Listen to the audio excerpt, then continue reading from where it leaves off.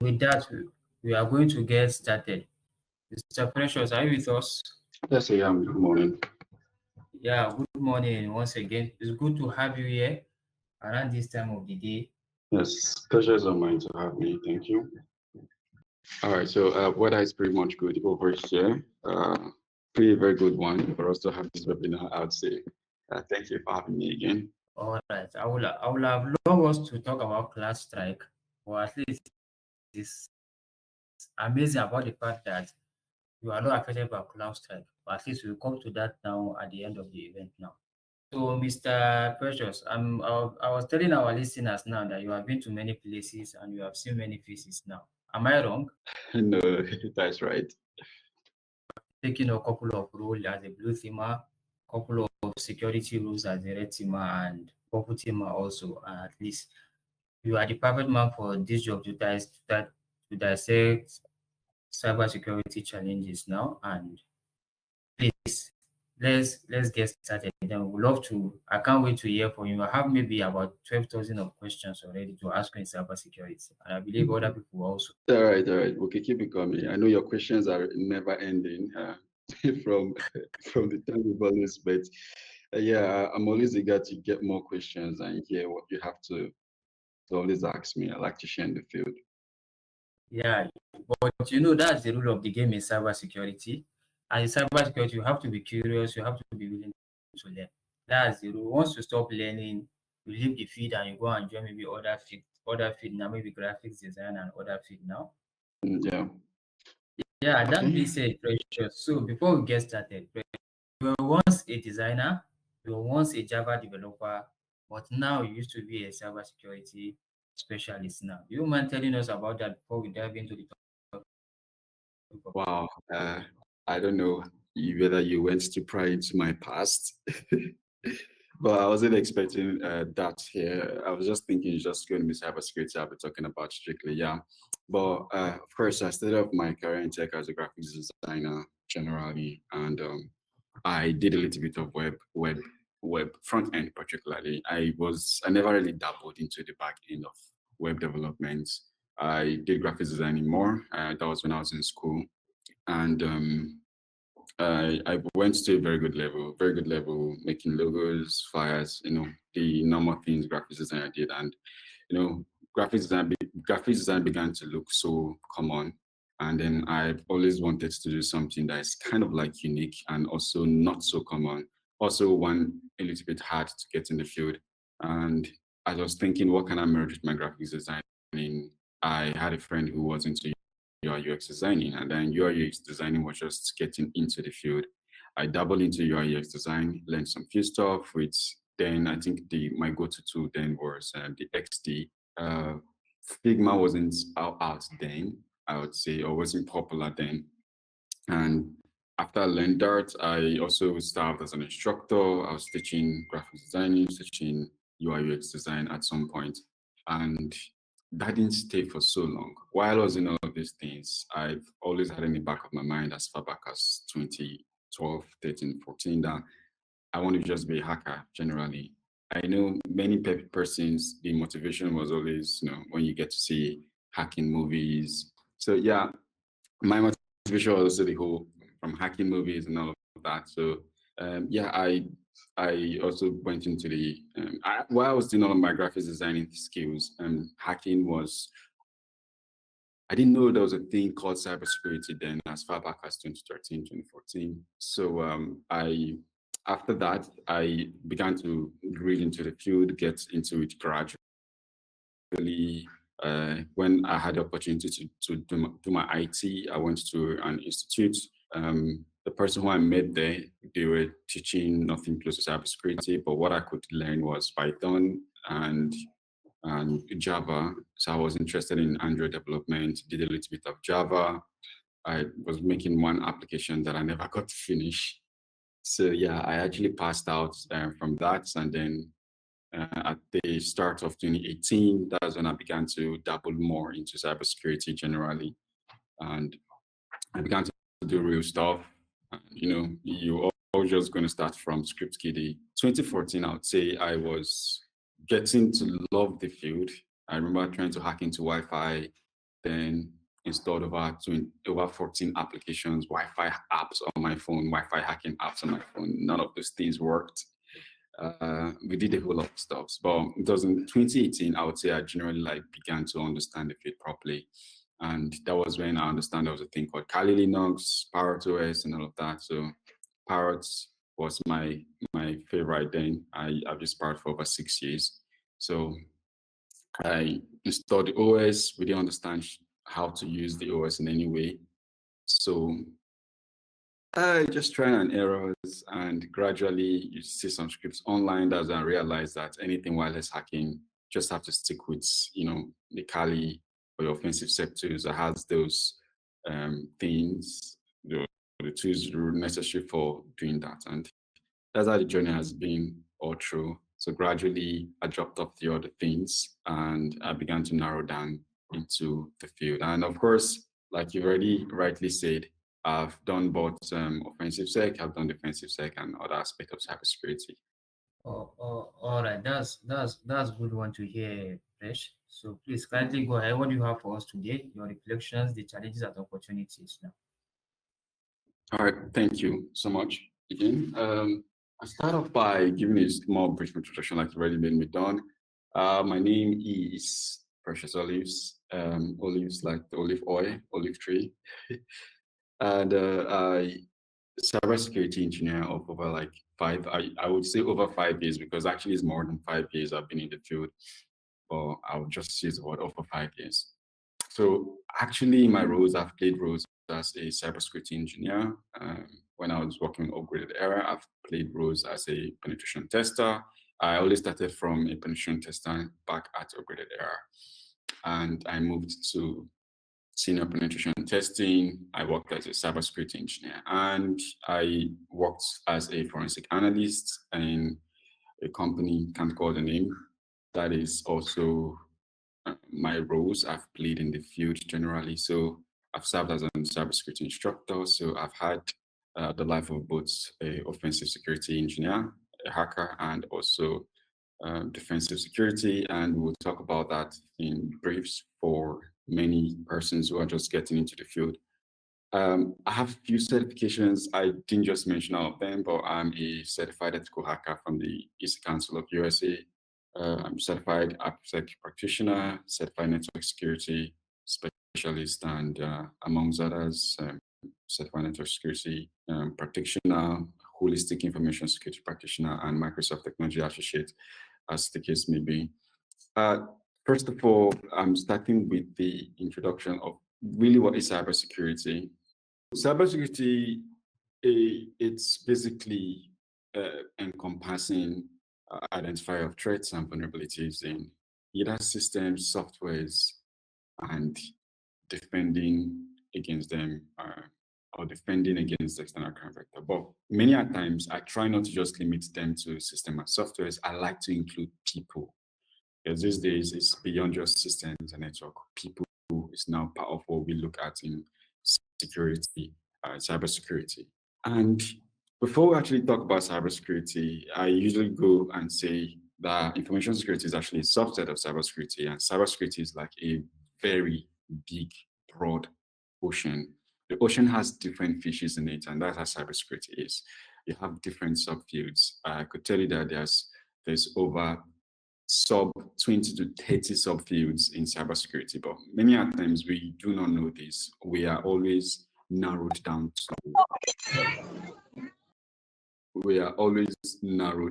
to more like the hacking or investigation and any other things. But I would try to break down into other fields that people can look into cybersecurity generally. But before I move forward, I want to talk about the cybersecurity framework. The cybersecurity framework, we have the identify. First of all, before you try to protect anything, you have to identify what are the things I'm trying to protect. What are my assets?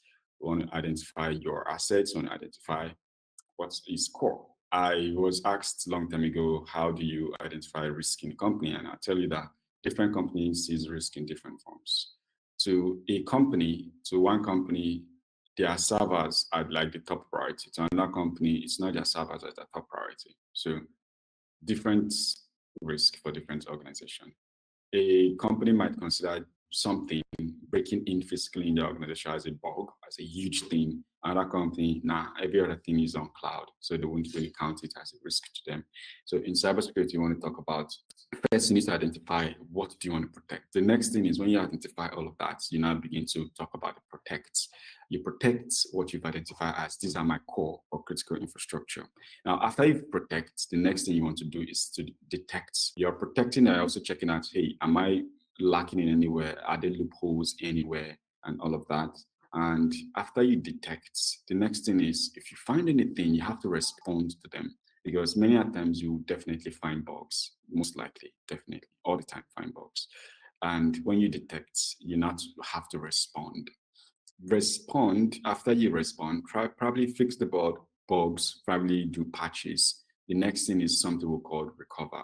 That many times you may experience losses in your field, ransomwares, and many other things.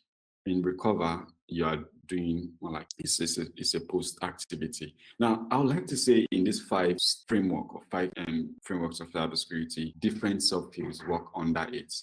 To me, I'll tell you that risk analysis and risk assessment, which I'll explain briefly, falls under identify. People who talk about protecting, most likely in the blue team, the SOC analyst, and all of that. And we know in the detect phase, that's where we'll have the penetration testers, the vulnerability assessment engineers, and all of that. And then the respond, we have the incident responders. These are like different fields. And then the recover, we have a department or a field called EDR, Emergency Disaster Recovery. So we have all of that. And these are like subfields, just the way when you think about computer science, and if I say mention five fields in computer science, you mention graphics design, you mention network security and networking, you mention database admin, and all of these fields. That is how cybersecurity has its own subfields. Now, tracks of cybersecurity, I try to break it down. Yeah, so I have the red team, and all right, so we have the red, we have the blue, and we have the purple team. And in the red team, we have the offensive, defensive, and the management. The offensive security, I'll be talking about what encompassed in this field. The purple team is usually like a blend of both the red team and the blue team. Now, when people have confusion of what do I do in my field, what section do I pick, I like to pitch this to them and tell them, okay, the blue pill or the red pill. And somebody I think on my LinkedIn responded and said, purple pill. Yeah, so, but technically, I would say that in cybersecurity, somehow, even the guys in purple, you will have your dominance. You will have a dominant field, just the way, when they say somebody can be introverted or extroverted, people will say there's one that is usually like dominance. Everybody amplifies, but there's one dominant. So in offensive security, we have ethical hacking. People do ethical hacking. There we also have exploitation of vulnerabilities. We don't just find the bugs, we also break in. We have penetration testing that is being done here, that is trying to find bugs in different systems. There's something we call black box testing is being done here as well. Black box, we have three types of testing: black, white, and gray. In black box testing, what I mean is you are attacking as though you are from an external, just like one random hack on the internet. You don't know anything about the organization's internal structure or their network. You only have maybe their domain name, and you use the domain name to gather every other information, and you broke in successfully because you can find as much as you can just from the external point of view. That's black box testing. And we have social engineering. One of the most underrated attacks and fields in this industry.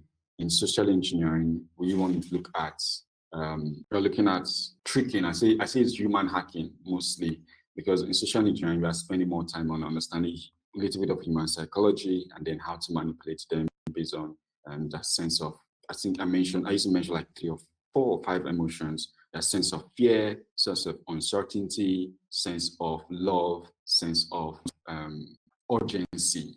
And yeah, so we have that. And if you check out the internet fraudsters, they use all of these things. Somebody is telling you, we have something urgent. Just get a random call and say, oh, we are a stranger calling you from Yeah, and this is a stranger. A stranger called you and telling you that they just picked out your brother's number and there's an accident. They wanted to send some money to him.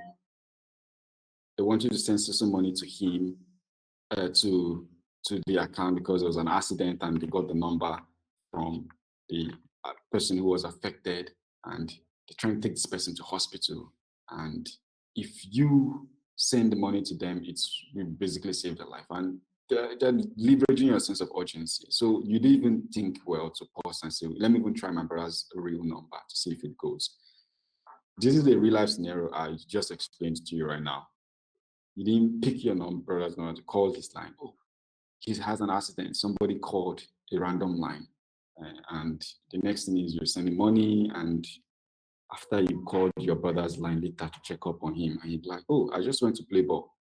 And you'd be wondering, who was this person that called me? So usually I just try to explain social engineering. It's mostly when they mess around, those human factors, but it's also beyond just the human factors. We also have tech aspect of it. Now, in in offensive, we also do web application scanning. In defensive security, we talk about protect the infrastructure. You are doing mostly damage control. You are monitoring. You're carrying out incident response. Incident response is when an incident has happened, an attack has happened. You call these guys. They can also be known as the first responders. They know how to manage the situation. Okay, this computer was hacked. How do I make sure that this doesn't affect many other computers in the network? So they can begin to isolate that system. They know how to search to see what method the hacker entered and all of these things. Incident responders, they manage and make sure it doesn't escalate. We have operational security, and we have threat hunting. Threat hunting is another field that people just employ. These guys are very, very well known and very good for gathering information on threats. They do not do anything technical. Let me tell you that in defensive security, there's no so much, depending on the area, there's not so much technical things in defensive security. So in threat hunting, yeah, checking online, reading, updating yourself about the latest cyber attacks. You also understand what are the major IP addresses. There's something we call blacklisted blacklisted IPs, that once you see them on your network, you just know that something is up, something is going wrong somewhere. So threat hunters are always on the news out there, gather information from the dark web, from the surface web, everywhere, and they inform the general public the right informations and inform the general public about the state of security at each state. We have digital forensics, which is one of the things I have worked on, and it ranges from any types of digital investigation. I would say mobile extractions. Many a times a crime has happened and they captured one internet fraudsters and they need to, extract every information from their phones. They have top tools that can do that, down to extracting their WhatsApp messages on the phone. And this is what they do, and they analyze those information. It's not just only from phones, from hard drives, from cameras, from drones. So we have tools that can do that, drone extraction and many things to carry out a case. Now, on the management, these guys just help sharpen the skills of the plan red team, and here we go. Now, let me just do a little bit breakdown of the different subfields we do have here. So these are like roles. What you're seeing here are like, consider it just where you have graphics design network. These are like roles you could literally apply for us in cybersecurity so that you don't get restricted to just, hacking and other fields that the industry are fronting. These are also different fields. On the red, we have penetration tester. That's one of the places I am. We have red team operators. These guys are just beyond pen testing. Their aim sometimes is not just to find a bug. I explained to the persons that how pen testing works is you're trying to find a way you can break into a house. So you try to see if I can come in from the roof, coming from the weak window, anywhere. And when you just find it, you break in, you stop, you don't do any other thing, and you report. For a red team operator, do not stop at the first break-in. Red team operators, when they get into the building, they can remove things, steal things. They can be in the network for months. They can be in the network for months and then monitor the network, see how much havoc they can cause, how much system they can penetrate from just that. Can they get into the neighbor's house through the roof of one of the building? Can they? So red team is way beyond just pen testing. So we also have exploit developers. These guys are not just hackers. They are not hackers. All they do is to develop code and scripts. They are mostly very good developers. And since they understand how applications work, they try to see where they can write code that could bypass and trick and do a lot of things. So we also have malware analysts. Malware analysts, these guys do not hack as well. All they do is they write malwares and also they understand reverse engineer, which is more like breaking a malicious code to see the raw source code. So manual analysts do all of that. So I'm just saying you don't have to just be a hacker. If you know how to write code, you can be an expert developer. You can be a malware analyst too. They get malware samples and understand malwares and try to figure out the Q chain. We also have the cryptography specialists. They are good in making like secure communications or more things that has to do with encryption, making stronger encryptions. And that is on that one. Now, there are many times I've seen people hire for these particular roles, not just only pen tester. Then we have under the blue team security analysts, we have security engineers, we have the incident responder. I already explained that earlier, that once you call, since we're talking about the skills, let me talk about that briefly.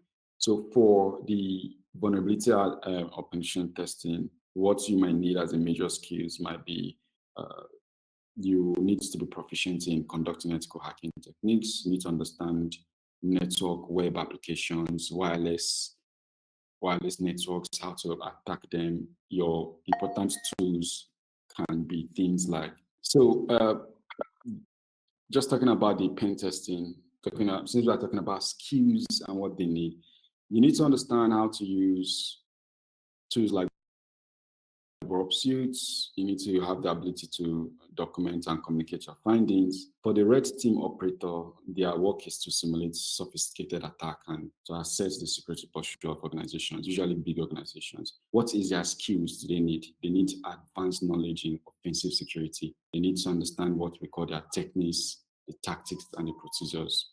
They need to understand how to simulate adversarial attacks.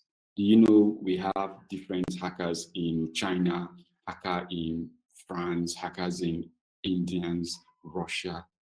Red team operators learn how to pretend or recreate those kind of attacks, and they try it on their company. And they try to see, if I try this method or if I attack my company this way, how does my company approach this attack provided I'm successful? So you need to understand how to carry out what we call APTs, advanced simulation attacks. So tools you might need to learn very well: Cobalt Strike, Empire, C2 tools, we call them command and control tools. And you should be able to also know how to provide proper reports. For exploit developers, they focus on researching and creating exploits for known vulnerabilities in softwares. So their skills, they just need, you don't need to go and learn how to hack. You just need a proper, strong programming knowledge in Python, C, or C++.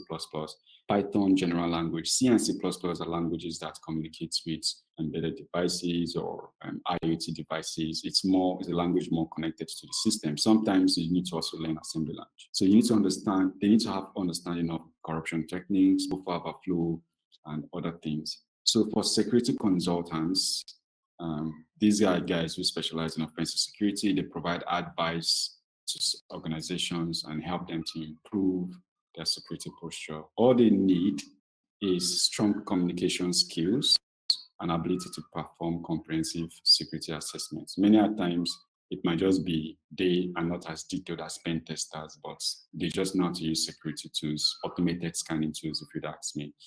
And also, they should also you should also have experience in developing your own customized security solution.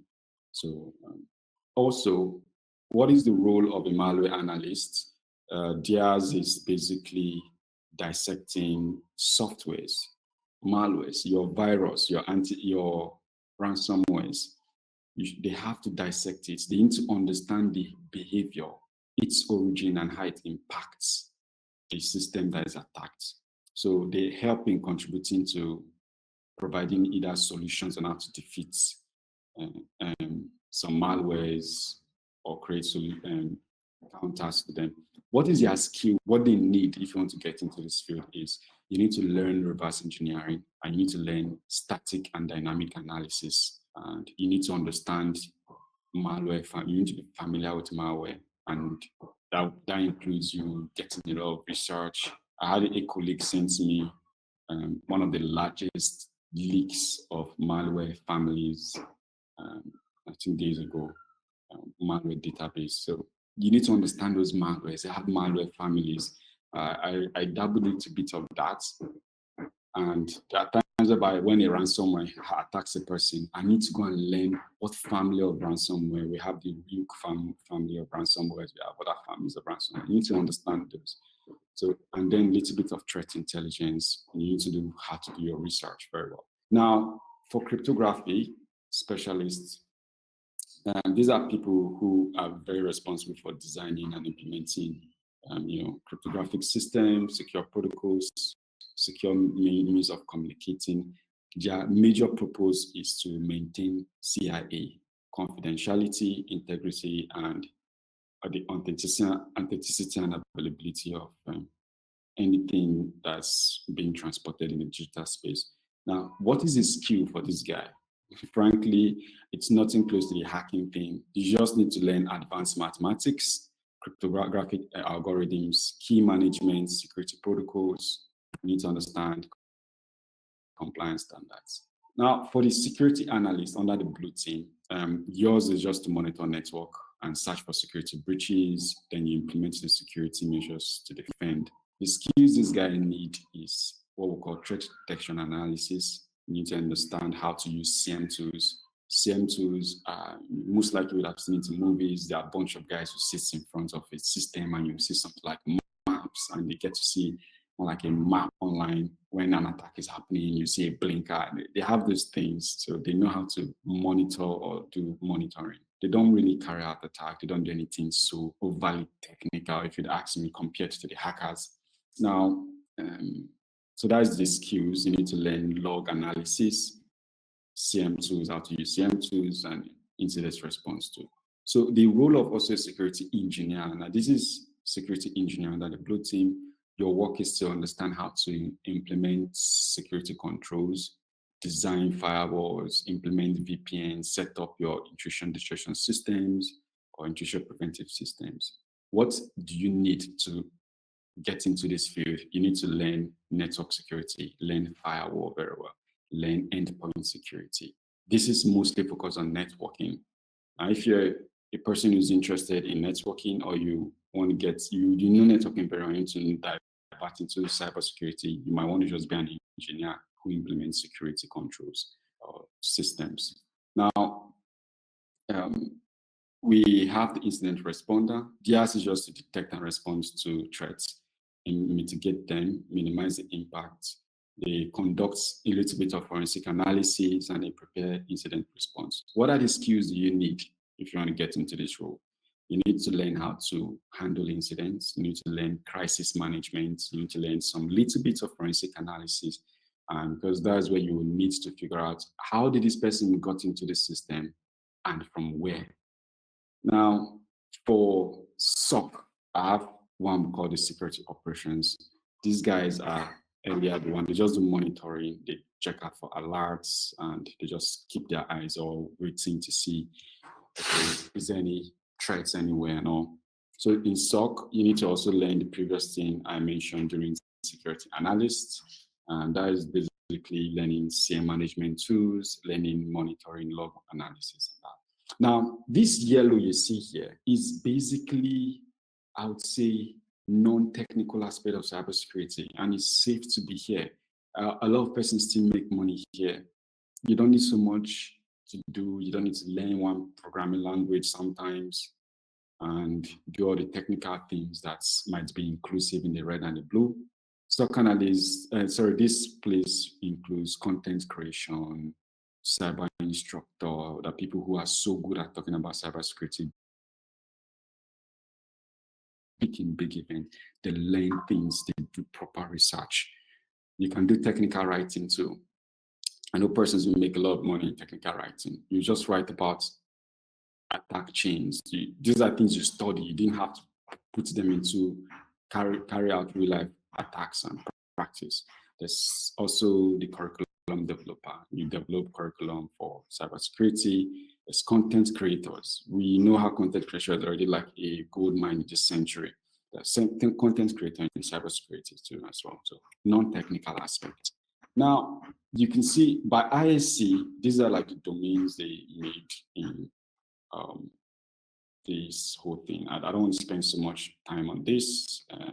So we have security operations. People can move into software development, security assessment and testing. The security engineer can focus on communication and network security. You can do risk management, identity management, asset security. These are like subfields. So I move forward. So you can see that in cybersecurity, in this part of the world, I would say that the most dominant field are either hacking, threat intelligence, compliance, which are like the government of cybersec, data security, which are the ones who create policies, they do analysis, and then we have the judicial forensic crime investigation. So these are like the arms generally that we get to see more often in this part of the world. Now, what are the key growth areas in cybersecurity? If you'd ask me, I would say the areas are that are growing rapidly are pen testing. And why is because this area it was created for the purpose of continuous monitoring and maintenance of security postures. Now, people dabble into this because you agree with me that a lot of companies are making websites, web applications. As they keep making these things, they want to be sure it's secured. And this whole thing started as far back as 2020. A lot of companies were hacked, like a lot. So security became a huge thing. I also work for a software company that creates software. One of the things I do, and I test every single software. In fact, no software goes to production without me testing it. So it's one important area, and that's the reason why I will explain in my next few slides about some things we call bug bounties, spike. Another interesting area is cloud security. So these are another growth area. At some point, people began to move all their infrastructures to cloud. So cloud security began to be a thing, and the more people operations sits on the cloud, the more cloud security service began to grow. Now, apart from cloud security, we now have Internet of Things, IoT. So many devices, they were adding internet to them, smart doors, smart bins. I once created that. You're creating also different things, smart. You want your TV is smart. Things can communicate with each other. A smart home, the lights can communicate to different things. You can clap your hands, sensors are working and all of these things. Since internets are now being embedded into, I would say, non-living things like chairs and all of that, the improvement or importance of IoT security began to spike. And that's because I literally would use a tool called Showdown. It's currently even on my browser right now. And I could hack into somebody's smart TV in the US or break into somebody's smart fridge in China. It happens. So because of these growths, IoT security began to increase. We also have artificial intelligence and learning. Everybody's screaming AI and ML, but I'll tell you that AI and ML has came into this scene. It has a lot of it has its own risk because there's news that some AI tools were automatically carrying attacks on its own without human inference. So it happens. But then when AI and ML are being used to detect more threats, and it's creating more demand for those areas. Now, we also have managed security, and this is where we talk about outsourcing cybersecurity operations to specialized firms. So if your firm is looking at creating its own cybersecurity as a service, that is amazing because many a times small companies, tech companies do not want to take the stress of setting up their own cyber team. They just prefer to say, okay, let me hire one company that's into cyber. They'll help me do all my cybersecurity shenanigans. They will have the compliance and risk management that the government of cybersec ensures that if you are making your bank today, they will come and confirm whether you are following all cyber protocols so that your small mistake will not cause people's records to be leaked, will not cause people's money to be lost. And one leak through a bank can cause huge risk to every other bigger organization because you know that these days bank consume NIMSY's API, BVN's API to have access to these databases. So if a bank doesn't have proper security, they can have a loophole that could leak people's information. I've seen this happen in real time as well. So key growth areas in cybersecurity, yeah, as well. Yeah. So we have the incident response as well. Cyber threats, there's been a lot of spiking incident. Now, I move on quickly to the growth metrics. I'll tell you that from 2020, I didn't put the metrics for 2020, but this is the estimated costs of cybercrime. I think I got this from a site called statistia.com. You can check it out. The cost of cybercrime have been increasing over the years. This is a prediction that it's going to keep on increasing over time. And I want to talk about our growth metrics that we have here. These are the different cybercrime that has been happening from 2019 to 2023. If you check out here, you discover that personal data breach has been one of the most highest, and that's because both users' negligence and companies' poor security controls have caused a lot of data breach. Breaches happen every single day. I saw one of our major banks in the dark web, full database being sold at $1,100. So these are the data breach that we get to experience, personal data breaches. All right, so we talk about identity theft. It's also been in the rise. We have also credit card fraud, and after credit card fraud, we have phishing.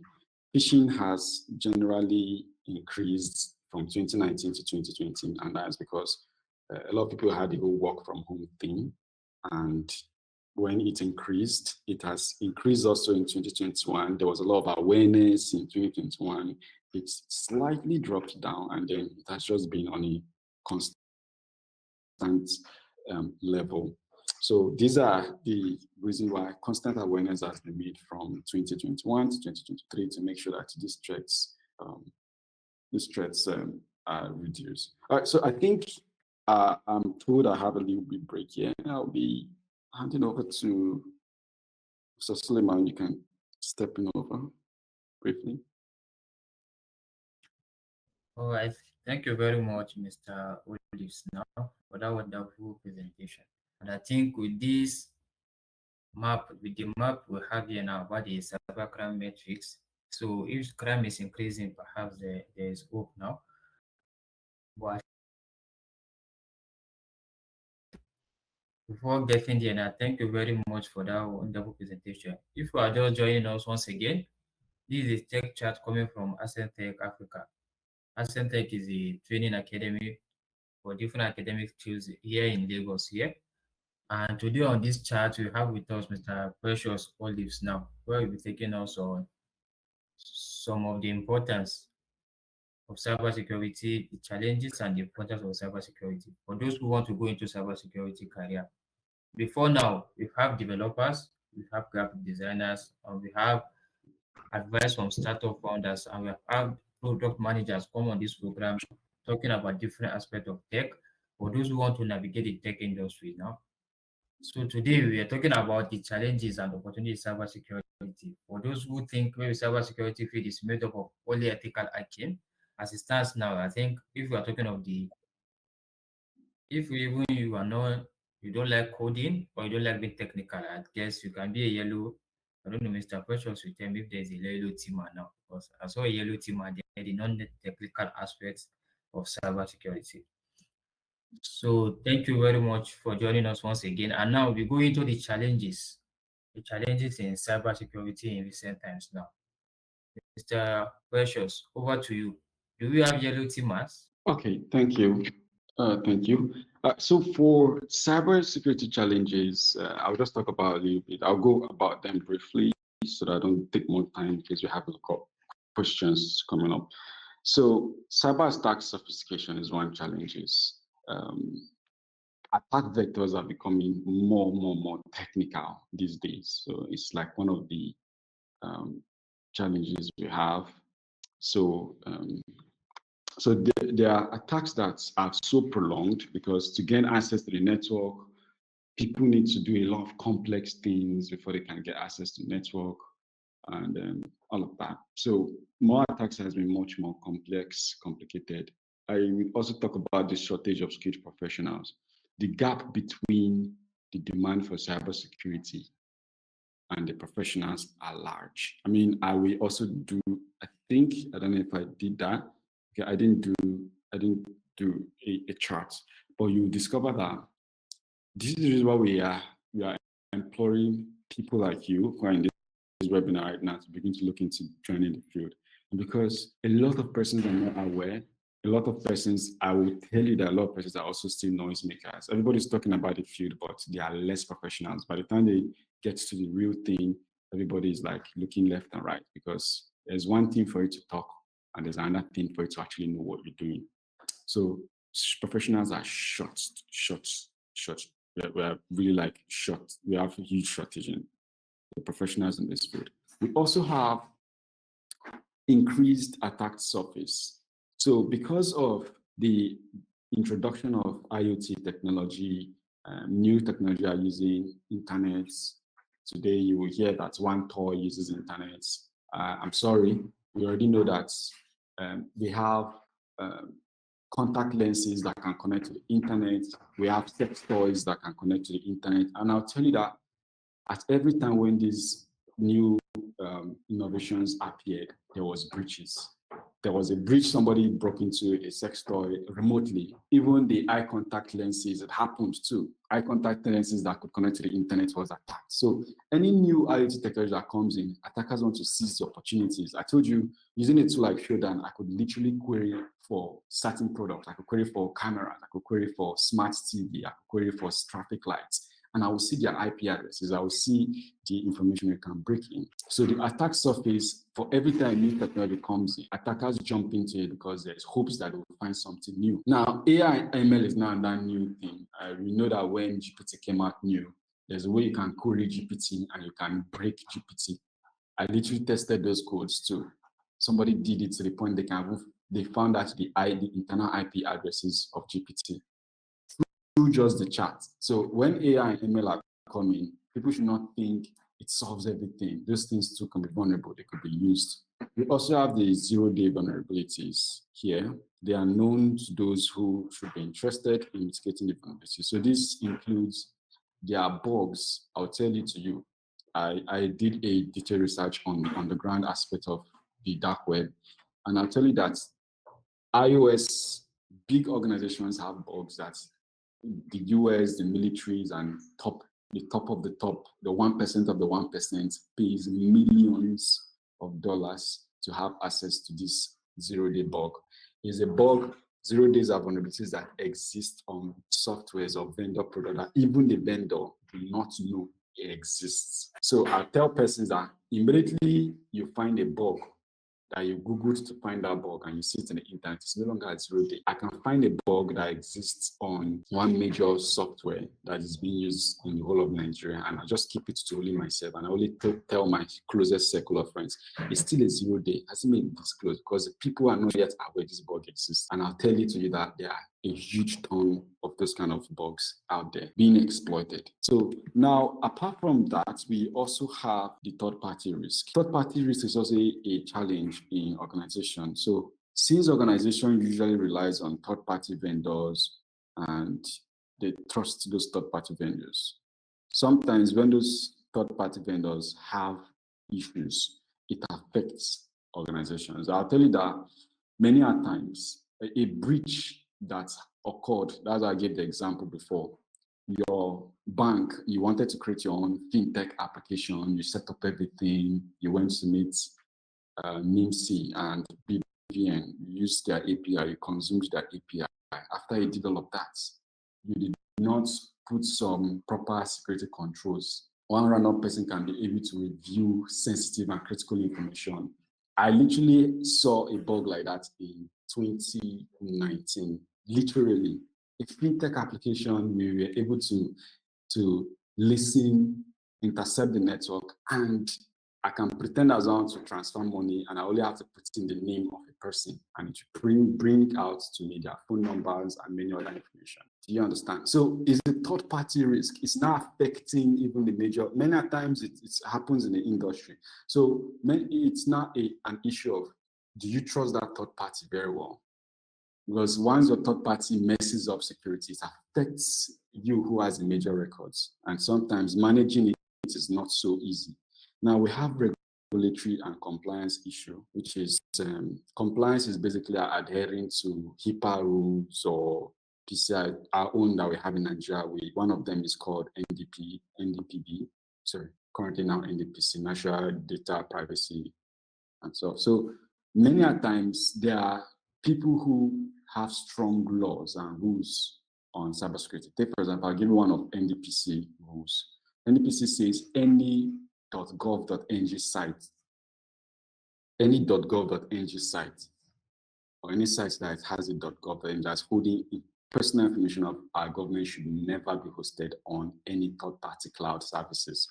So all your personal information has to pass through Galaxy Backbone, and that's because Galaxy Backbone has all that infrastructure on house. There's actually a physical place that have all their servers. It's not your Azure or AWS, and that's because, in as much as we know, we can say those people are one of the biggest cloud providers, we still have issues of, that privacy issues we do not know of. The government can come and meet AWS. Top governments can meet AWS and tell them, hey, there's something we need from you guys. We need so information that is most likely hosted on your cloud servers. And this is a matter of national security. And these people might just divulge the information if they have brought necessary documents to prove that this issue might affect the state of national security and more. So many a times companies, government agencies, they want to make sure that their own personal record is not hosted in another man's country. It's hosted in-house. Now, if you are doing something relating to the government and then you go and you're hosting it in the cloud, NDPC will come and fine you. So compliance issue becomes a problem because sometimes, let me drift to a slight issue. The issue is many small companies do not have what it takes to pay some of their fines when they mess up security. We have also insider threat. It's a big issue in the field as well. So next we have most pressing challenges today. We have ransomware attacks, we have supply chain attacks. Supply chain attacks are basically cyber criminals will target the less infrastructure within an organization, and when they gain access to that smaller one, they begin to try to manipulate and break into using the smaller systems of owned to break into the larger one. We have ML and AI attacks, we have phishing attacks, we have social engineering, insider threats, and compliance. Now, the map you see here shows that out of every 5, I think I was saying that we have 5 cyber attacks. Out of every 5 attacks we have, 3 people are always affected out of every 5 ransomware attacks. So that leaves 2 people out of the whole thing. So next, real-world example of ethical hacking significance. What I have here is how has ethical hacking helped, applied, or affected everyone? We have Facebook. Now, Facebook has a bug bounty program, and in 2013, there was an ethical hacker. His name is, I think, Khalil Shrate, something like that. He discovered a vulnerability on Facebook that could allow anyone to post any user's timeline without permission. Now, this issue was reported to Facebook. Facebook had later on tried to fix on the issue. And that was after the guy who reported the bug and then had to tag Mark Zuckerberg again on the issue. It was an information disclosure. I also found the bug when I was trying to do some projects that I didn't find the bug, rather I bumped into it. It was an issue that you could delete an admin posts on Facebook, so maybe a Facebook channel.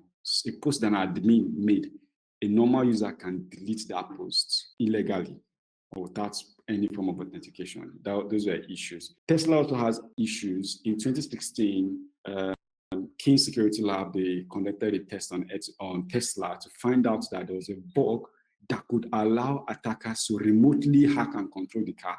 In 2016, it was found. So they quickly reported it.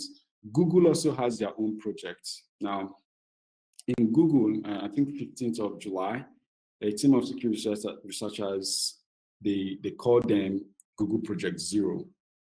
Top hackers or top guys joined together to find bugs on different platforms, and they find this critical bug in Microsoft that could allow you to execute code directly. It's something called RCE, and they had to report it. Also, Apple has their own program, so I didn't just include it here.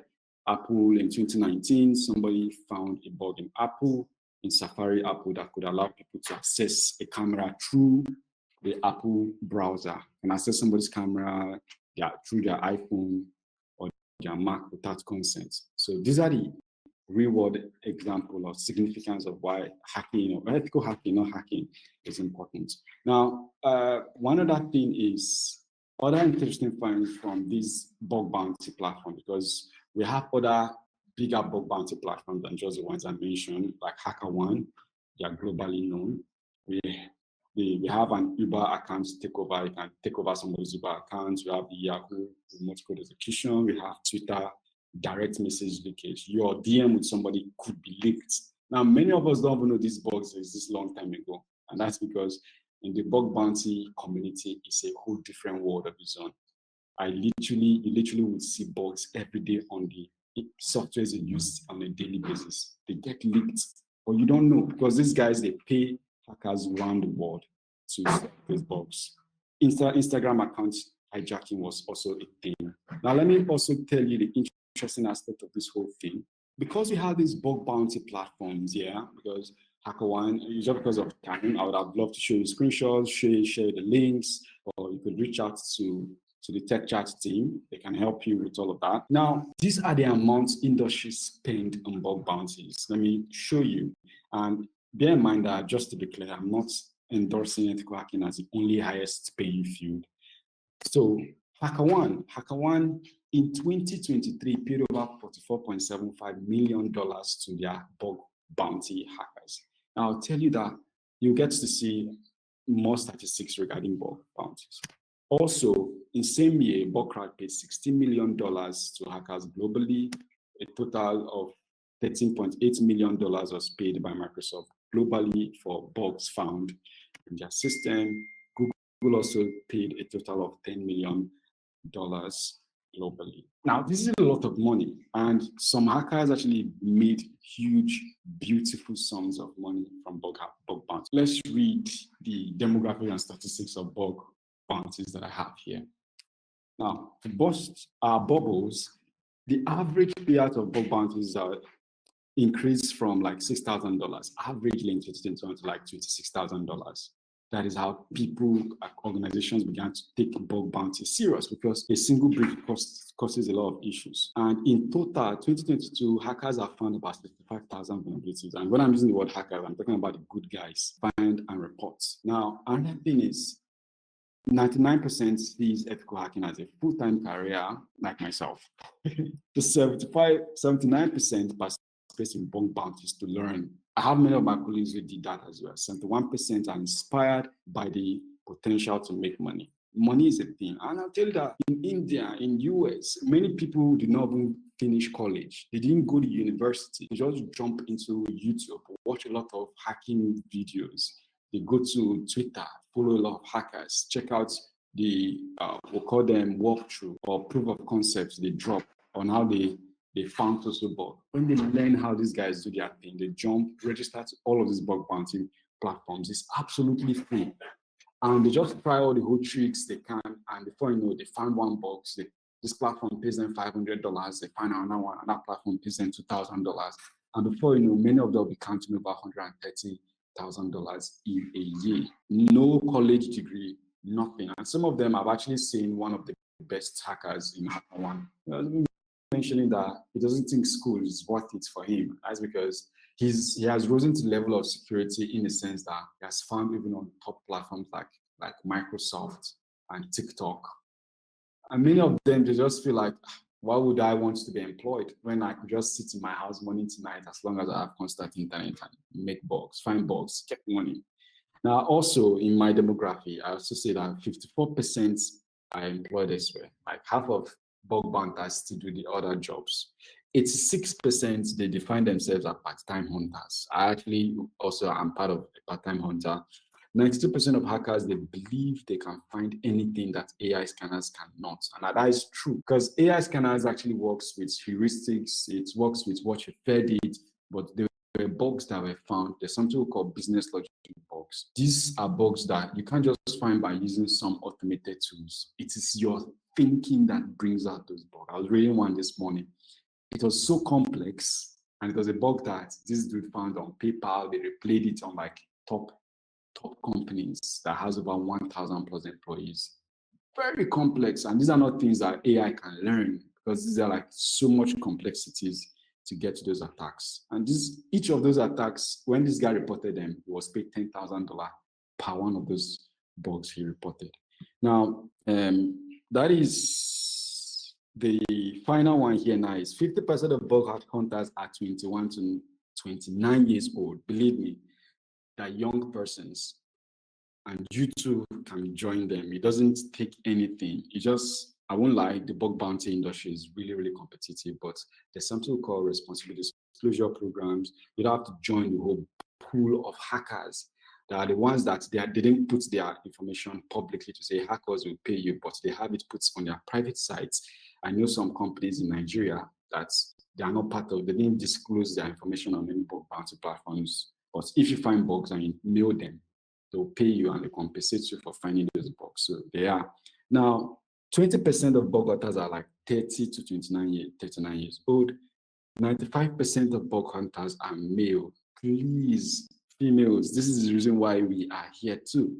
I've seen female hackers too, and trust me, some of the female hackers in the industry are badass, like they are really badass. And if you're a lady here and think you really want to get into ethical hacking, bug bounties, and all of that, feel free to reach out to your colleagues, feel free to reach out to anybody in the field. Even myself, I wouldn't mind helping out.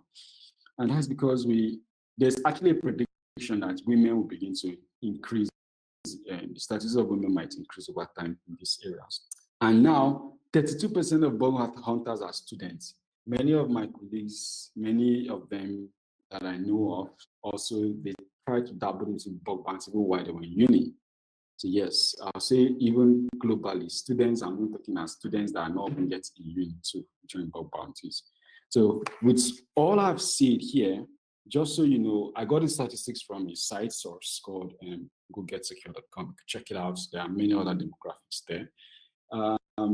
With everything I've said, I'm just trying to say there's a movie called Ratatouille, very nice movie. It says that anyone can cook. It's a movie, Ratatouille.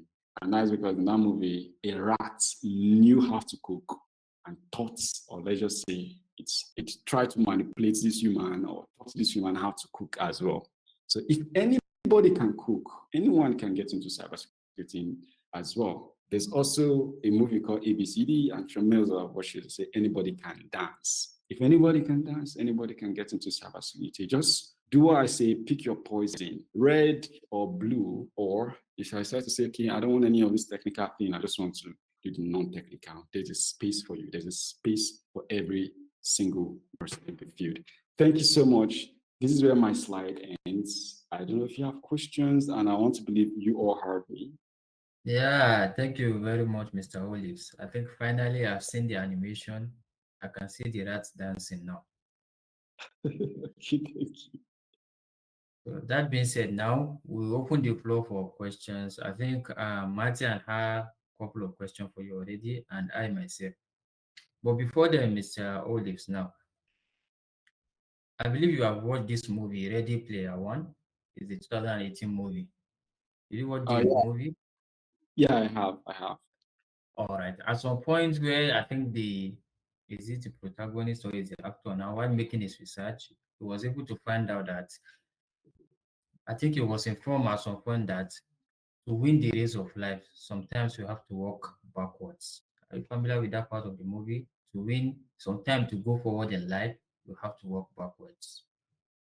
Yep, it's I think quite that's like where that. the I Yeah. think that's where he got the inspiration of maybe driving backwards, and he won the first race now and the rest are race. It's an interesting movie now. It's a sci-fi movie. That being said, now let's walk you backwards again 10 years ago, Mr. Precious. Okay. Let's walk you 10 years ago, 2014.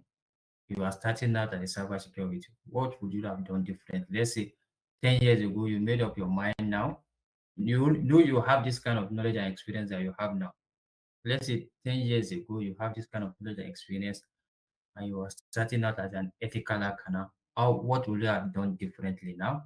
The lessons you learned and the opportunities you missed. Oh my God, that's really like it. It's a deep question. Yeah.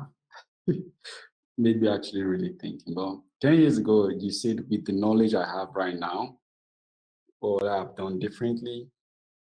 Okay, so frankly, I would have spent most of my time on bug bounties. I didn't spend so much time on bug bounties because, school, and then when I got into the field, there was a lot of distraction. I was being an instructor, I was running trainings here and there, traveled and all of that. But frankly, I thought if I had spent more time sitting in front of my PC learning new bugs, I most likely would have made a lot more money than I've made because bug bounting is fun. You also gather much more knowledge. Now, one other thing I would do differently is embrace more communities. A lot of persons downplay on the idea of communities, they downplay the idea of attending tech events, connect with a lot of persons. There's no excuse to say, okay, yeah, I'm a shy person, I'm an introvert. No, you have to seize the opportunity to connect. Join any freaking tech event you see. Pick up one person's contact. One person can know somebody who will recommend you to somebody who maybe there is having a CTFs. Join them. One other thing I'll also do is join CTFs. CTF was one of the things I also use in learning in the field. Join CTFs, you really don't know anything about it. Do it for the fun. There are many CTFs I played for the fun and I came out first, second. It mustn't have to be the whole competitive mindset. Oh, I must win the CTF. Oh, I don't have the skill. Do it anyways, just to have the experience, just to have the fun of it as well. And so, what more? Yeah, I think also for a lot of persons, certifications are good, but I would prefer the idea of people spending more time on learning the course. Right now, one thing I've also added is to write a lot of certifications while you still can, but that's because of we are in this part of the world. Trust me, certifications are not supposed to be your core as a person getting into the field. But as at now, a certification I wrote in 2020 at 200 and something thousand naira currently now is at 1.70 million. Currently now, as we speak, same certification. So if you are, if it was then, I'll write all the sets I can because before dollar does or Nigeria becomes what it is now. But I think that is a little bit few from the many things that comes to mind. These are what comes to mind right now. For a question, you just jumped me out of the blue. So okay, so just to add more, since I think if I get the question clearly, is maybe like the roadmap. If I was to advise my younger self, I would say um, join more communities. I would say spend more times in learning vulnerabilities, learning bugs. I think prevalently, more importantly, I'll spend more times on web security. I tell persons this: web security is it's more it's more um, it's more popular in the field than learning the Wi-Fi, network hacking, and all of that. So, though that is something I actually caught up I would say not so early, but I wasn't so late about it. So as well. So uh, yeah, that's it. I don't know. I think I probably answered the question, or you tell me, Mr. Suleiman. Yeah, you tried. Well, just think maybe you give us some basic analysis like, okay, let's assume we are going back to 2014 to 2016, I will learn so and so, and 2016 to 15, I will go to bulk hunting. But we'll come back to that before the end of the events as part of your reflection now. All But right, all let's right. get Mr. Mathian. Mr. Mathian, please, your question, and any other person, if you have question, please. I think Mr. Martha have his question at the chat already, Mr. Olive, for you. It's waiting there for you already. About three, Okay. four of them. First, is Galaxy backbone a third party or government? Is government actually? What are the steps to becoming a bug hunter? To be very honest, there are no really like particular steps of becoming a bug hunter. I'd say watch YouTube videos, join Twitter space. There are core hackers you can just search for on Twitter, follow bug bounty, anything that, in fact, you could use Google Docs and just search for bug bounty through Twitter. Read a bunch of their stuffs, go to Medium, read a lot of, there are even a site that I could share, can read different vulnerabilities on bug bounties and how they approached them. So there's no really particular steps in becoming bug bounty. Just register to the platforms and figure your way around it. You see what a lot of persons do. There's no particular step. Nobody's saying, I won't lie to you, not everybody gets to learn hacking by going to learn web security, go and learn it through one organized roadmap. No, a bunch of persons, especially the statistics I gave you as student, they learned it the strict kiddie way. It's gradually they began to understand core concepts. They began to draft out their map out their own patterns. It's good to know the course. It's good to know it from the origin. But cybersecurity is a thing you just jump into. I would say just jump into it and gradually figure a way around it. That was how it worked out for me, anyways. Now, what are the steps? What are the skills needed to know you are ready? Okay, skills needed to know that you are ready. The point is, we never really get to know whether we're ready till we are actually ready. So, like I said, okay, if I don't know what you mean by what to know you're ready. You're ready for what? Bug bounty or cybersecurity? I'm not so sure. So I don't answer out of context. So maybe you want to rephrase that question for me so that I'll give you the right answer. Okay. So ready for cybersec? No, cybersec is large. I'll also, that is the reason why I did the explanation. Cybersec is large. What particular field? Okay, pen testing. Okay, you've mentioned it. So what's in specific pen testing?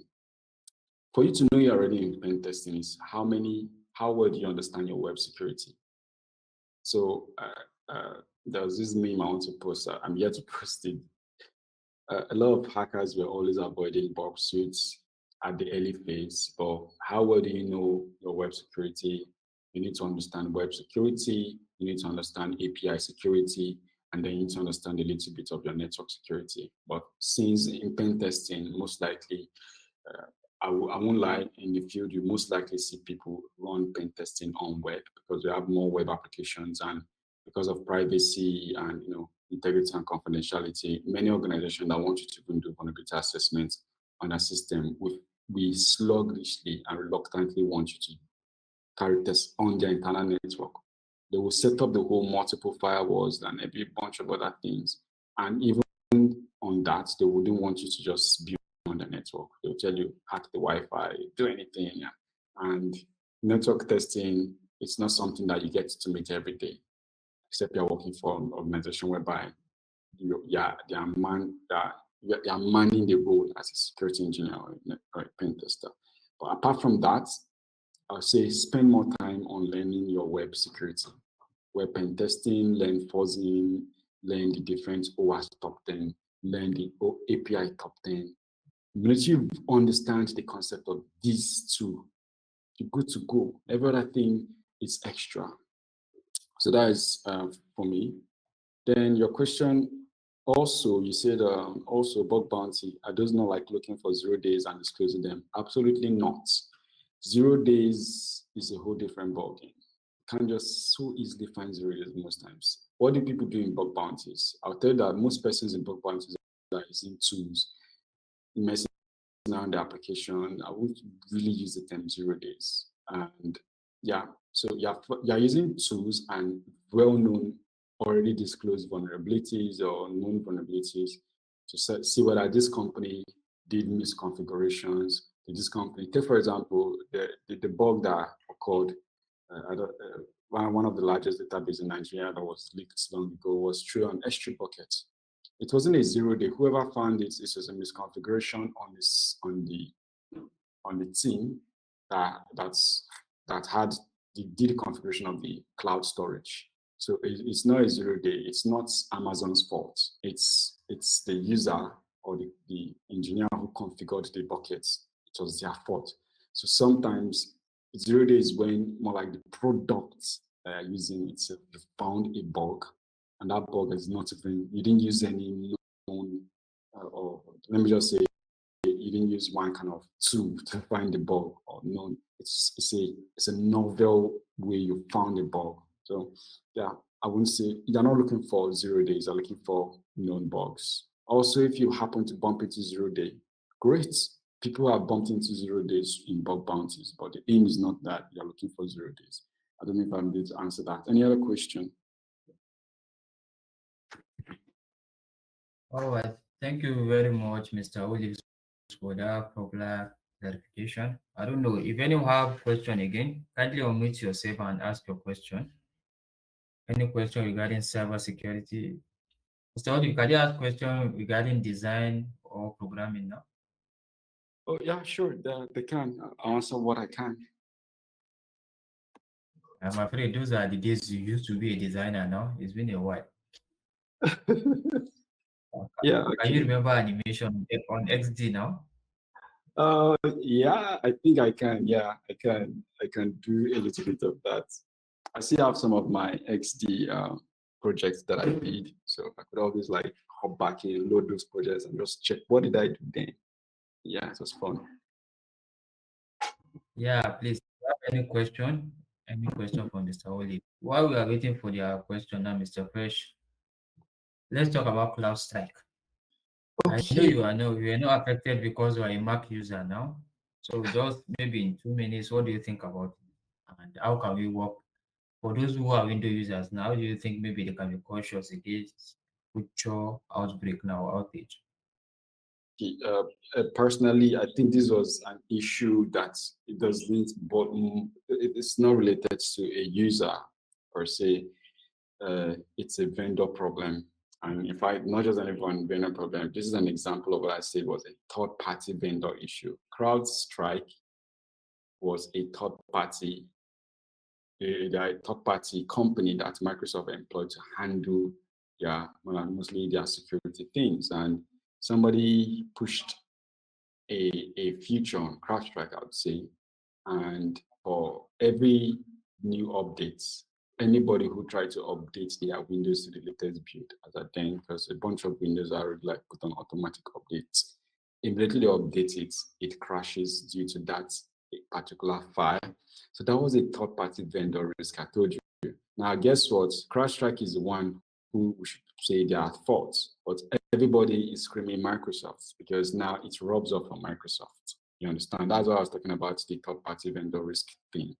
So now, a lot of security researchers have actually brought out automated code. I really figured out to do the manual thing, manual process to, you have to go delete that file that was causing the crash and many other things. But then, as a user, few things you can either do is, number one, I'm sure that maybe in a few more months, I don't know whether Microsoft released a new update to counter that, but even if they released a new update, people are experiencing the issue because you can't even reload your system to even perform the new update without it still crashing. And there was an issue or a fix of saying you have to put into safe mode and delete the file and all of that. And trust me, there are persons who released a quick scripts.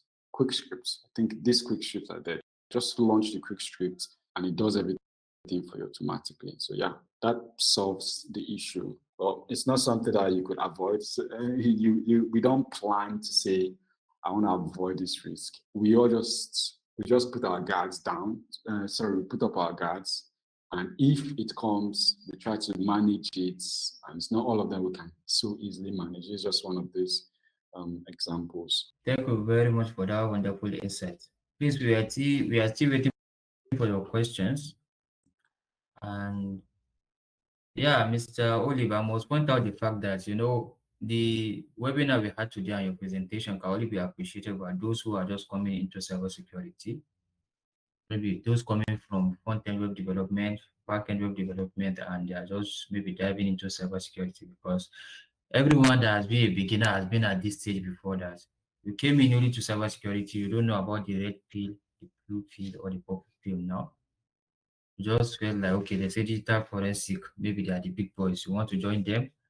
After a while, hear someone tell you like ethical hacking pays higher, and you be like, let me leave digital forensics. I want to be an ethical hacker. And after a while again, you'll be like, the stock analysts are everywhere. Those people just they sit down, they monitor, they know they hack throughout the day. You'll be like, let me join stock analysts again.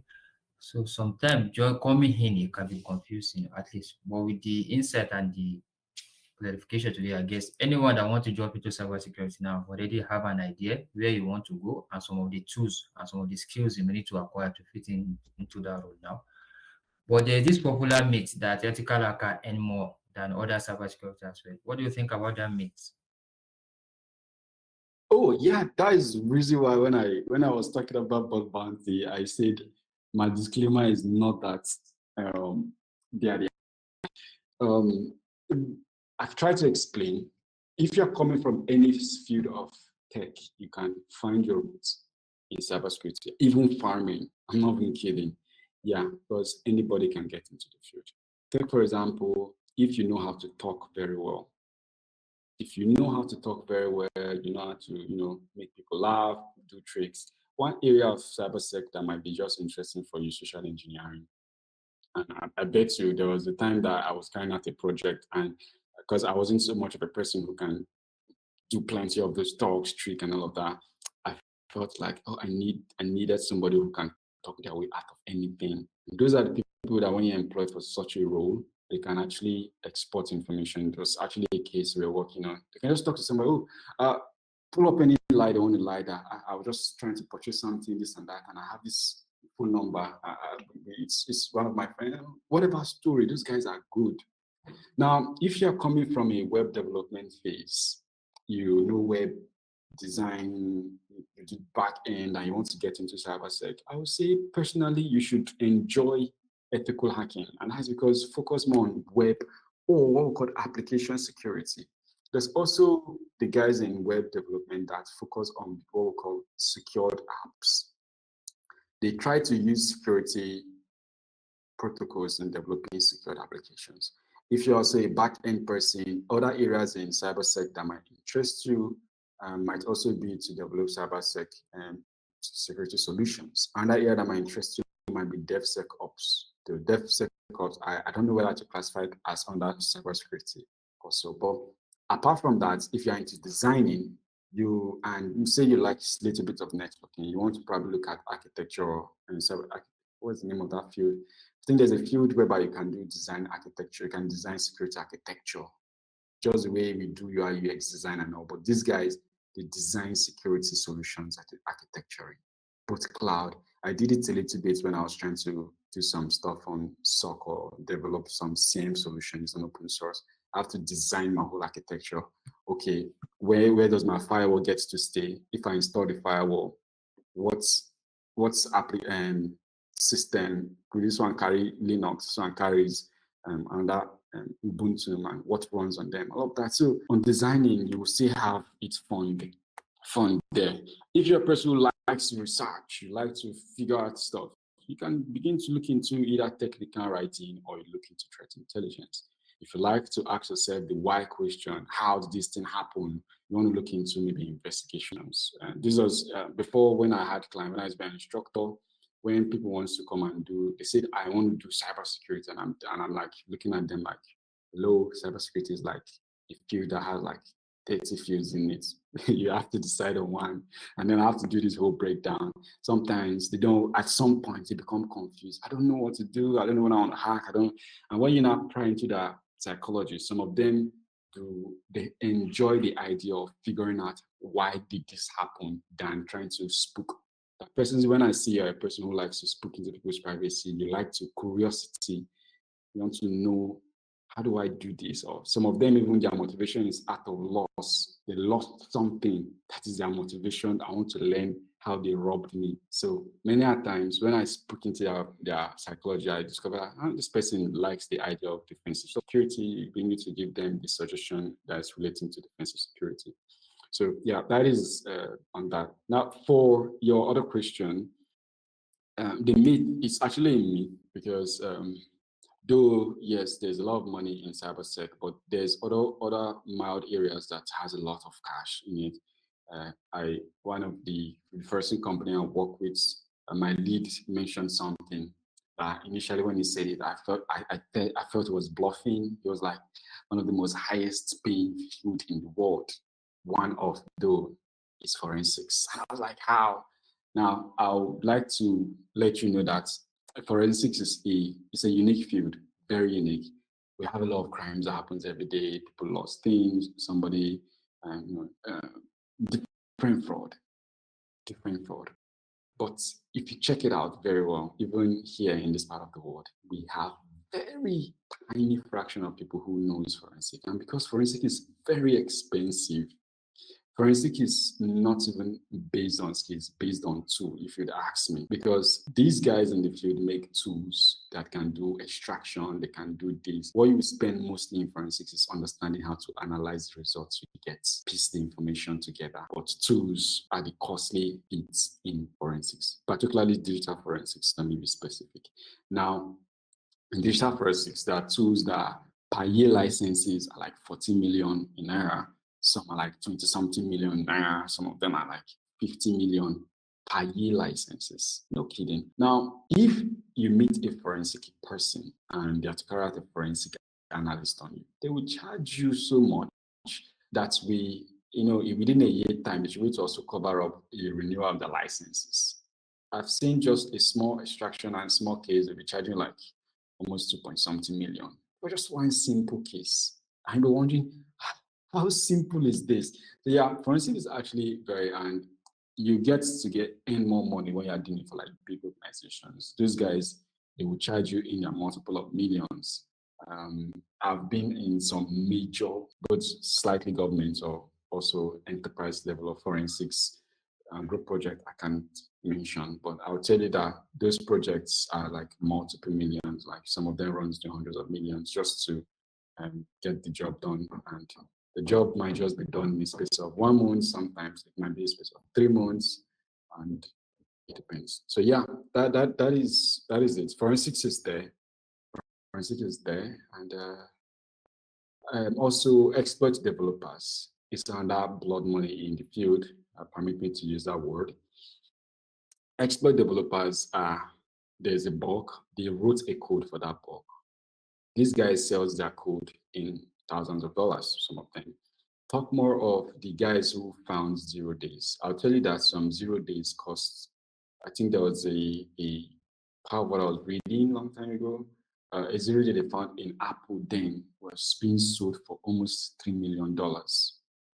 It's a 0 day that they can use it to remotely anybody any Apple in the world, they can use it to do surveillance, turn a person like exfiltrate information from certain Apple devices remotely. And people were selling this bug in millions of dollars.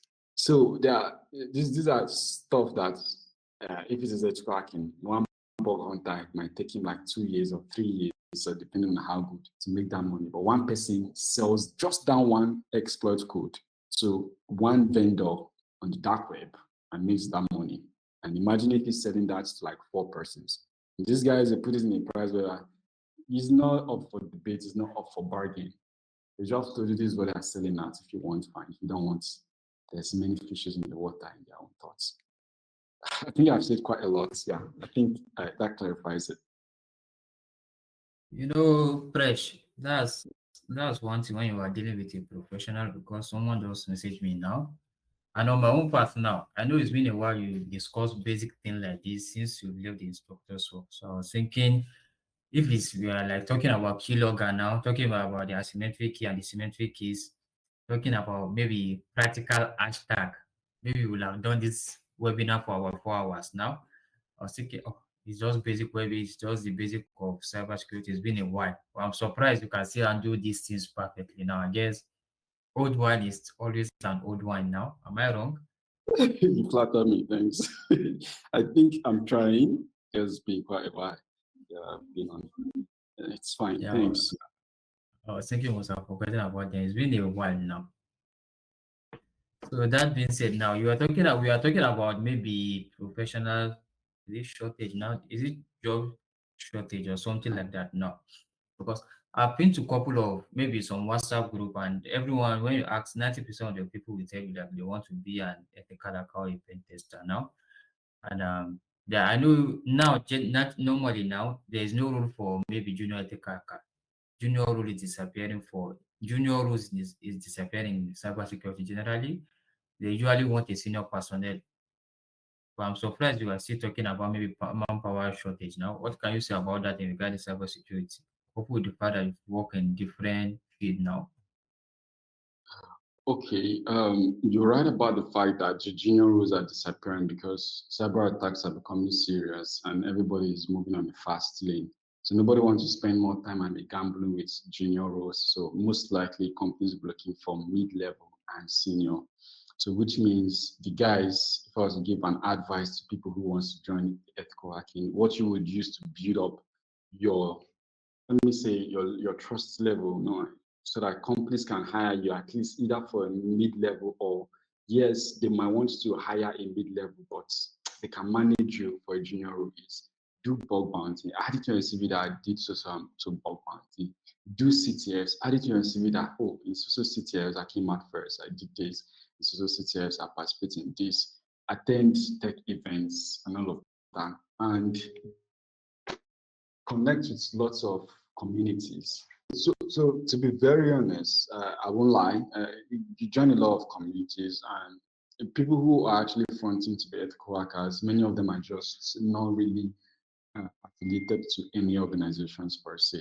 There was a project I was working on, joined one of the communities. I was asking a random question like, please guys, who who I think that was, I was like, I needed somebody to work with me on something, and I asked, have anybody done any testing on API? In fact, I discovered that a lot of these guys who say they are in ethical hacking has not really done so much on API security. But yet it's so easy for a lot of us to flaunt the name, oh, yeah, ethical hacking. But when it comes to the deal of the deal, you find none of them wanting. And even when I needed to do that project, I just couldn't get anybody who, none of them told me that, oh yeah, I've worked on similar. So that is the problem. So frankly, I'll tell you that yes, there's actually a shortage. There's actually a shortage in the field. And I'm talking about in talking of employability, because not many companies fancy employing someone who they can't really vet. What is the metrics of vetting them? So everybody in communities are either just enthusiasts. I prefer to use the word enthusiast. A really bunch of enthusiasts in the field, and enthusiasts is, oh, they are really interested. Oh, they are carrying out their due diligence and research. Or when it comes to me, I'll grade you based on, have you worked? What work have you done before? Have you sat for this role before? And all of that. Then another big shocker in the field is many people in the field. This is where it gets really surprising. This is where it gets really surprising is that why they claim to have been ethical hacking, to have done ethical hacking, by the time you bring them in a project, you discover that their reporting techniques is really, really bad. And I'll tell you that in ethical hacking, your report is what makes over 70% of the whole thing. The deal is not even just hacking. The deal is how do you communicate what you have done? How do you communicate it to the technical team and the non-technical team that's, okay, this is the bug I found. So that becomes the issue here. So I would still tell you that there's still shortage in the field. Yeah. All right. That being said, now, Mr. Olives, I understand you are a very busy man. It's time to let you go now. So, finally, what will be your advice for upcoming ethical hackers now? Which lesson have you learned the most, either personally or professionally, as an ethical hacker? The most important lesson you learned professionally or personally as an ethical hacker now? The lesson I've learned most. Okay, the lesson I've learned the most is personally, no system is secure. That is like my first. You always find bugs. I was running pen testing for this telecom years back, and we test and we test, and I report bugs, and then they'll be like, after like 2 weeks, they'll tell us to retest that same platform. And in my head, I was like, I've tested this thing. There's nothing here. Surprisingly, I test again, and then one of the time I found a very critical bug. So no system is secured. As the years goes by, even if people test Facebook 100 times, in 2025, somebody will still find a bug on Facebook. 2030, they will still find a bug on Facebook. So no system is secure. That is one important lesson I've learned. If I also give same advice to youngsters, I think I've already done that in terms of learning never ends. Communicate, merge with communities, learn as much as you can, because the honest thing is the way the system is fast moving, there's only a little bit of persons who can catch up to it. Yeah, so learn as much as you can. Um, Another important lesson I have learned is nobody knows it all. And as much as I gather enough knowledge in the field, many a times you go online and you check on Twitter and you see some bugs by some top testers and you'll be wondering, what the hell? How did I not know this? So also, no knowledge is a waste. The little important thing you learn from each phase of your field can compound to be or to make more bigger feel. Like this one, I'm also going to be seeing it in this perspective that, okay, let me also give on that perspective or on that information is don't wait till you're ready to get into the field, especially when you do not have like mentors and all, because mentors are very important. But in case you do not have, jump into the field, especially if you really want to get into this, jump into it, learn what you want to learn. These are pieces of information that by the time you get to learn maybe small tracks, proper tracks, they can piece off together. In my experience, I didn't learn through any particular roadmap. I did network pen tests. It was all scattered for me. When I started using Burp Suits, it was all still scattered for me. I dabbled into different things. I never learned JavaScript as a programming language, never. I never really learned to do anything that has to do with backend development. But gradually in the field, when I was carrying out some attacks, I can just play scripts. And some days I want to just understand what goes on. And gradually you begin to piece up the information. I've hacked into SSH, and one day when I was trying to configure one, I didn't understand, wait, this is how this works. So yeah, no matter how small, just learn as long as within the scope of your field. Then another very ultimate important lesson I always tell persons is become an essentialist. Ease out the noise and just focus on what matters. It's good if you decide to say, okay, this is what I want to do. Focus your A game in it. You don't have to be today. You say you want to learn cybersec, and today you're doing stuff on graphics. Tomorrow you're doing stuff on another programming language, and it just makes you scatter. Like I think if you focus on your resources on that particular thing you want to learn, give it 6 months, max 1 year. I think there's a study that in any tech, you can learn any tech field within the first 6 months if you put in your proper effort in it. In fact, somebody else counted and says within the first 3 months, but it's possible. So you just need to do what? Be more focused on it, and you'll be good. I think that's what comes to mind. Thanks. All right, Mr. Cyber, thank you very much for that. And we'd love to have you maybe next time talking about the role of mentor in cybersecurity. Until then, we wish you to have a wonderful day. Thank you. Thank you so much. And thank you everyone for joining also. Join us next 2 weeks again as we come with another guest on the Ascent Tech Chat to discuss various tech skills. Thank you very much and do have a wonderful day. Guys.